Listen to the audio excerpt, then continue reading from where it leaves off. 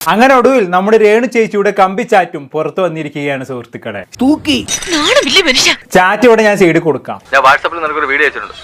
നമ്മുടെ ഗ്രൂപ്പിൽ വന്നതാ, നീ നോക്കേ. ഞാൻ നാട്ടിൽ വരുന്നുണ്ട്, ഡയറക്റ്റ് മീറ്റ് ഓക്കെ ആണോ? അപ്പൊ അന്നേരം രേണുസുദിന്റെ മറുപടി എന്താണ്? യാ ആക്കാം, I M in UK now, how much you will suggest. എന്നിട്ട് കണ്ടോളൂ, രേണു ചേച്ചി തൊട കാണിച്ചിരിക്കുന്ന സ്റ്റോറി കണ്ടിട്ട് മൂപ്പര് അതിന് ഉമ്മ വെക്കുന്ന സ്മൈലീസൊക്കെ അയച്ചു കൊടുത്തിട്ടുണ്ട്. സാറിന്റെ പേച്ച് നല്ല പേച്ച്, ലേഡീസ് വീണ് പോണ പേച്ച്. ഇതാകുമ്പോ കാക്കയുടെ വിശപ്പ് മാറും, പശുവിന്റെ കടിയും മാറും. ഈ സ്റ്റോറീസ് ഒക്കെ സബ്സ്ക്രിപ്ഷനുള്ള ആളുകൾക്ക് മാത്രമേ കാണാൻ പറ്റുള്ളൂ കേട്ടോ. രേണു ചേച്ചി ഇതിന് ഹാർട്ടും കൊടുത്തിട്ടുണ്ട്. അപ്പൊ അതിന് മൂപ്പര് കൊടുത്ത മറുപടി എന്താണ്? എടോ ഡയറക്റ്റ് മീറ്റിന് എത്രയാകുമെന്ന് പറഞ്ഞില്ല.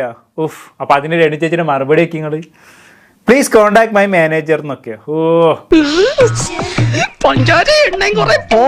പിന്നെ ഇതാ അടുത്ത തൊട കാണിച്ചുകൊണ്ടിരിക്കുന്ന സ്റ്റോറിയിൽ മൂപ്പര് എന്തോ ഇമേജ് കൊടുക്കുന്നത്. എന്തായാലും രേണു ചേച്ചി സബ്സ്ക്രിപ്ഷനുള്ള ആളുകൾക്ക് ഫുൾ തൊട കാണിച്ചിട്ടുള്ള സാധനങ്ങളാണ് മക്കളെ കാണിച്ചു കൊടുക്കുന്നത്.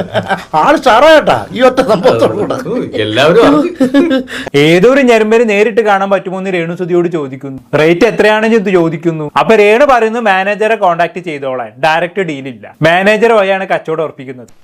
കണ്ടില്ലേ പെണ്ണിന്റെ നിറം മാറുന്ന മാറ്റം കണ്ടില്ലേ? സംഗതി എല്ലാവർക്കും മനസ്സിലായല്ലോ അല്ലെ? നേരിട്ട് കാണാൻ പറ്റുമോ, റേറ്റ് എത്രയാണെന്നൊക്കെ ചോദിക്കുമ്പോ അതെന്തിനാണെന്ന് ഞാൻ ആർക്കും പ്രത്യേകിച്ച് പറയേണ്ട ആവശ്യമില്ലല്ലോ. എടോ എനിക്കിത് പൊത്തരിയൊന്നുമില്ല, അത്ര നല്ല മനസ്സും എനിക്കില്ല.